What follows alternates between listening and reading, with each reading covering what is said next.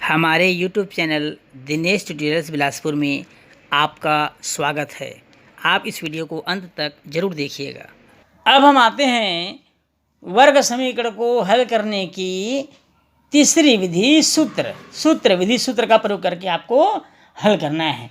इसके लिए एक मानक रूप हमने पढ़ा होगा इसी पूर्व क्लास में, ax² plus b x plus c equal 0। ये मानक रूप है, या इसको हम व्यापक समीकरण के रूप में भी जानते हैं। यहाँ पर ए बी सी ये वास्तविक संख्याएं हैं और ए शून्य के बराबर नहीं होता। अब इसका सूत्र बन जाता है x बराबर minus B plus minus over root B square minus 4ac whole upon 2a। ये है सूत्र विधि का सूत्र। इसे आपको याद रखना है, याद कर लेना है। अब आइए हम कुछ प्रश्नों को हल करते हैं और हल करके देखते हैं कि सूत्र विधि से क्या हम द्विघात समीकरण को हल कर सकते हैं। वर्ग समीकरण x minus 1 2x minus 1 equal 0 को सूत्र विधि से हल कीजिए। x माइनस 1 और 2x माइनस 1 इक्वल 0। सबसे पहले तो हम गुणा कर देते हैं। 2x² minus x minus 2x plus 1 equal 0। 2x², अब माइनस x माइनस 2x को हम जोड़ देंगे तो माइनस 3x मालूम हो जाएगा, प्लस 1 इक्वल टू 0। अब जो मानक रूप है समीकरण का या व्यापक रूप है, व्यापक समीकरण, इससे पहले जो आपको बताया गया ax² plus b x plus c equal 0, इससे हम क्या कर देंगे, तुलना कर देंगे। इससे तुलना करने पर जब हम तुलना करेंगे तो हमको मिलेगा a बराबर 2, b बराबर -3 और c बराबर 1। a बराबर 2, b बराबर -3 और c बराबर 1। अब इन मानों को, जो सूत्र है हमारा सूत्र विधि का, x बराबर minus B plus minus over root B square minus 4ac whole upon 2a, इसमें हम रख देंगे। माइनस बी अर्थात minus 3 plus minus B square है अर्थात माइनस 3 का स्क्वायर माइनस 4, a का मान है 2, c का मान है 1, पूरे का बटे है 2a। माइनस माइनस हो गया plus 3 plus minus over root में हो जाएगा 3 तिया 9, 4 दूनी 8 एकम 8, पूरे का बटे हो जाएगा 4। 3 धन ऋण 9 में 8 घटाएंगे 1 बचेगा बटे 4। अब 1 का वर्गमूल तो 1 ही होता है, बटे 4। अब इसे हम आगे हल करते हैं। धन चिन्ह लेने पर धन चिन्ह लेंगे तो हो जाएगा x बराबर 3 प्लस 1 अपान 4 अर्थात 4/4 काट देंगे, हमको मिलेगा 1। फिर आते हैं ऋण चिन्ह लेने पर x बराबर हो जाएगा 3 माइनस 1 अपान 4 अर्थात 2/4, इसे काट देंगे तो हमको मिलेगा 1/2। इस तरह से हमको समीकरण के दो मान प्राप्त हुए, 1 और 1/2, जो समीकरण के दो मूल है। इस तरह से हम वर्ग समीकरण को सूत्र विधि से भी हल कर सकते हैं। सूत्र का प्रयोग करके उसे प्राप्त किया जा सकता है, बशर्ते उसके लिए आपको ये सूत्र क्या होना चाहिए, याद होना चाहिए। तो वर्ग समीकरण को हल करने की हमने 3 विधियां पढ़ी। सबसे पहला हमने पढ़ा गुणनखंडन विधि, दूसरा हमने पढ़ा पूर्ण वर्ग विधि और तीसरा हमने पढ़ा सूत्र विधि। ये तीनों विधियों से हम द्विघात समीकरण को हल कर सकते हैं। तीनों विधियों में किसी भी द्विघात समीकरण के मान अलग अलग प्राप्त नहीं होते, एक ही प्राप्त होते हैं।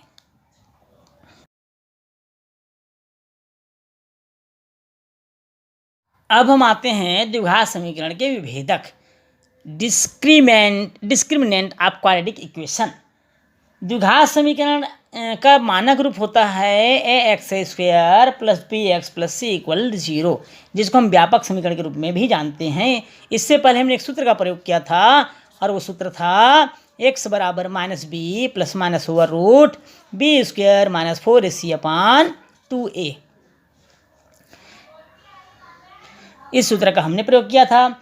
इस सूत्र में जो b² माइनस 4ac है, b² माइनस 4ac है, इसी को हम समीकरण का विभेदक कहते हैं या विविक्तिकर के नाम से भी इसे जाना जाता है। इसे हम d बराबर b² माइनस 4ac के रूप में लिखते हैं।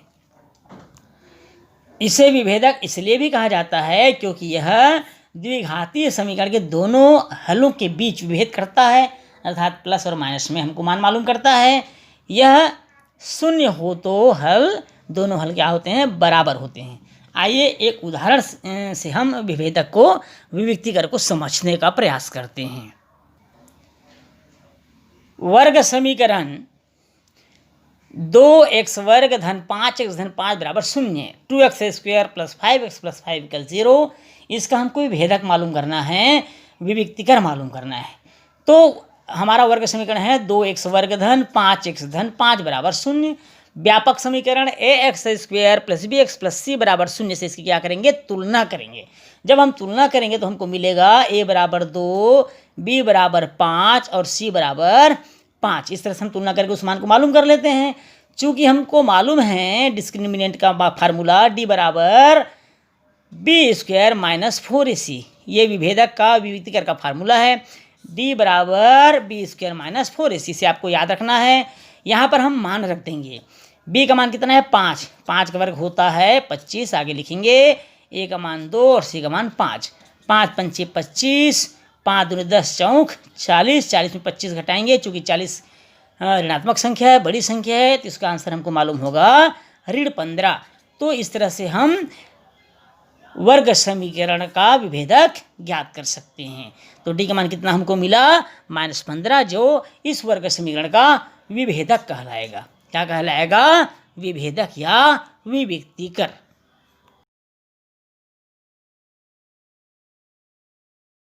अब हम आते हैं वर्ग समीकरण के मूलों की प्रकृति। वर्ग समीकरण के मूलों की प्रकृति मालूम करना इसलिए ज़रूरी है क्योंकि जो हम विभेदक या विविक्तिकर मालूम करेंगे वो शून्य भी हो सकता है, धनात्मक भी हो सकता है और ऋणात्मक भी हो सकता है। यदि ऐसे कंडीशंस निर्मित हों कि शून्य आए या शून्य से छोटा आए या शून्य से बड़ा आए, तब उस विविक्तिकर का मूलों की प्रकृति कैसी होगी, ये हम देख लेते हैं।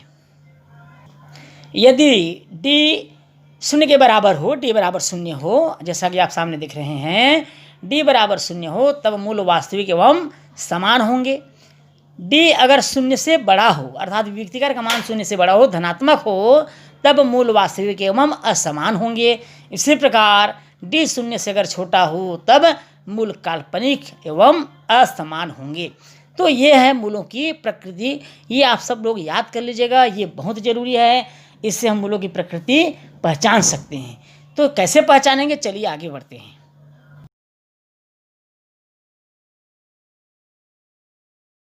मूलों की प्रकृति पहचानने के लिए हमने एक उदाहरण लिया है, x square minus 4x plus 4 equal 0। अब यहाँ मूलों की प्रकृति कैसे पहचानते हैं, चलिए इसे हल करते हैं। व्यापक समीकरण से इसकी तुलना करेंगे। व्यापक समीकरण आप सबको मालूम है, x square plus b x plus c equal 0। इससे हम तुलना करेंगे तो हमको मिलेगा a बराबर 1, b बराबर ऋण 4 और c बराबर 4। चूँकि हमको मालूम है विविक्तिकर का फार्मूला d बराबर B square minus 4ac, b का मान यहाँ पर है ऋण 4, वर्ग हो जाएगा 4, a का मान 1 और c का मान 4। ऋण 4 का वर्ग हो जाएगा धन 16, 4 चौक 16 एकम 16। अब देखेंगे 16 में 16 घटाने से हमको क्या मिलेगा, 0। अब जब 0 मिला, इसका मतलब है कि जो d का मान है शून्य के क्या है, बराबर है। और जब शून्य के बराबर हो तो आपको क्या बताया गया था, d का मान अगर शून्य के बराबर हो तो मूल क्या होंगे, वास्तविक एवं समान होंगे। इस तरह से हम वर्ग मूलों की प्रकृति की पहचान कर सकते हैं। आइए इसे एक और उदाहरण से समझते हैं। उदाहरण है वर्ग समीकरण 4x square minus x plus 1 equal 0 के मूलों की प्रकृति बताइए। 4x square minus x plus 1 equal 0। अब व्यापक समीकरण जो मानक समीकरण है x square plus b x plus c equal 0, उससे तुलना करेंगे तो हमको मिलेगा a बराबर 4, b बराबर 1 और c बराबर 1।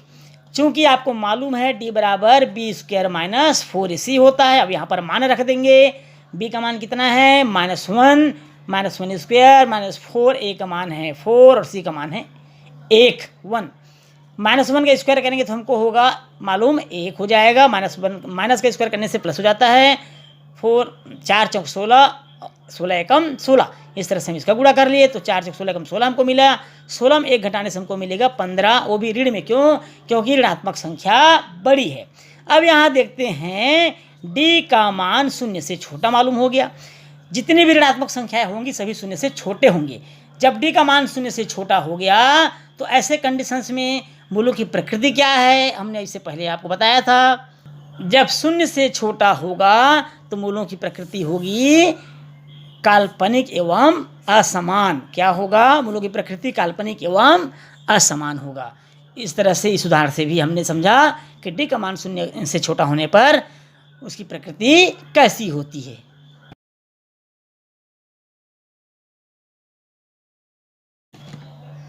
द्विघात समीकरण के मूल एवं गुणांकों में संबंध।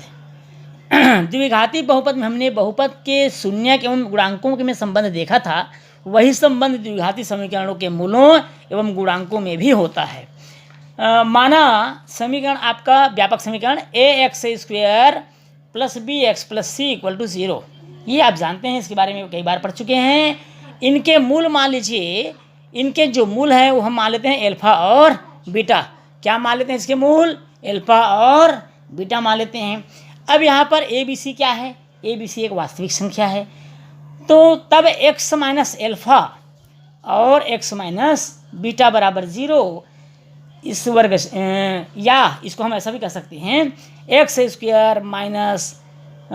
Alpha + beta x + alpha beta = 0। ये जो समीकरण हमको मिला यही होगा द्विघाती समीकरण, जब अल्फा और बीटा दो मूल होंगे। अब इसको हम इस रूप में भी लिख सकते हैं। कैसे?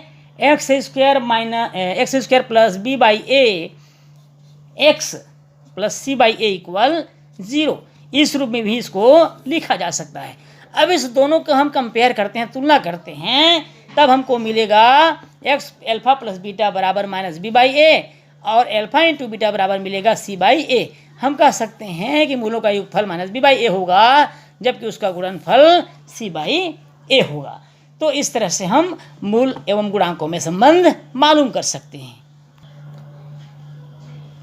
वर्ग समीकरण x² - 5x - 24 = 0 के मूलों का योगफल एवं गुणनफल ज्ञात कीजिए। अब ये जो समीकरण है, हमको व्यापक समीकरण x² + bx + c से इसकी तुलना करेंगे, तो हमको मिलेगा a बराबर 1, क्योंकि x² गुणांक 1 है, b बराबर हमको प्राप्त होगा -5 और c बराबर हमको मिलेगा -24। अब हमको पता है, इससे पहले हम पढ़ चुके हैं कि मूलों का गुणन योगफल -b/a होता है। मूलों का योगफल, क्योंकि अल्फा और बीटा हमने मूल को माना था, तो मूलों का योगफल -b/a। अब यहाँ पर दिया है -5/a। a का मान कितना है? यहाँ पर 1 है। a का मान कितना है? 1 है। माइनस माइनस प्लस हो गया, -5/1 अर्थात 5।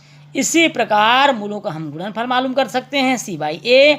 c का मान दिया है कितना? -24। -24/a का मान कितना है? 1 अर्थात -24। इस तरह से हम मूलों का योगफल और गुणनफल मालूम कर सकते हैं, ज्ञात कर सकते हैं। यदि हमें समीकरण में, द्विघात समीकरण में उनके मूल मालूम हो तो हम मूलों का योगफल और गुणनफल मालूम कर सकते हैं।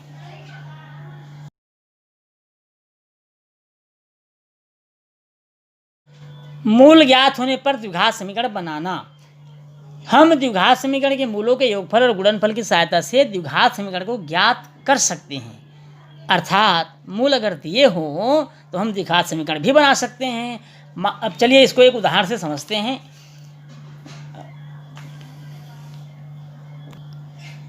यदि किसी द्विघात समीकरण के मूल अल्फा बीटा हो, मान लीजिए क्या हो? अल्फा बीटा हो, तब हमने समीकरण कैसा, तब समीकरण क्या होगा? द्विघात समीकरण x² माइनस मूलों का योगफल x धन मूलों का गुणनफल बराबर 0। ये होगा हमारा द्विघात समीकरण। इसे आप लोग अच्छे से याद कर लीजिएगा। ये एक फार्मूला बन गया है जो मोस्ट इंपॉर्टेंट है। इसे हम कैसे पढ़ेंगे? x² माइनस मूलों का योगफल x धन मूलों का गुणनफल बराबर 0। इसे बहुत सारे प्रश्न परीक्षा में पूछे जाते हैं। अब हम चलिए एक उदाहरण देखते हैं। वर्ग समीकरण बनाइए जिनके मूल 3 और ऋण 8 है। 3 और ऋण 8 है। मूल मतलब एक मूल अल्फा मानते हैं तो वो दिया है 3, दूसरा मूल अगर हम बीटा मानते हैं तो वो दिया है ऋण 8। तो सबसे पहले हम मूलों का योगफल मालूम कर लेते हैं। 3 धन ऋण 8 अर्थात हमको मिलेगा ऋण 5। फिर मूलों का हम गुणनफल मालूम कर लेते हैं। मूलों का गुणनफल अर्थात 3 का गुणा हो जाएगा ऋण 8 से, अर्थात 8 दिया 24 से ऋण 24 मिलेगा।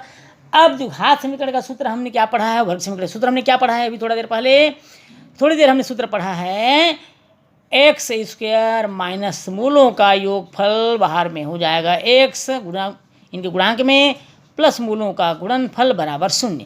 ये सूत्र हमने पढ़ा है।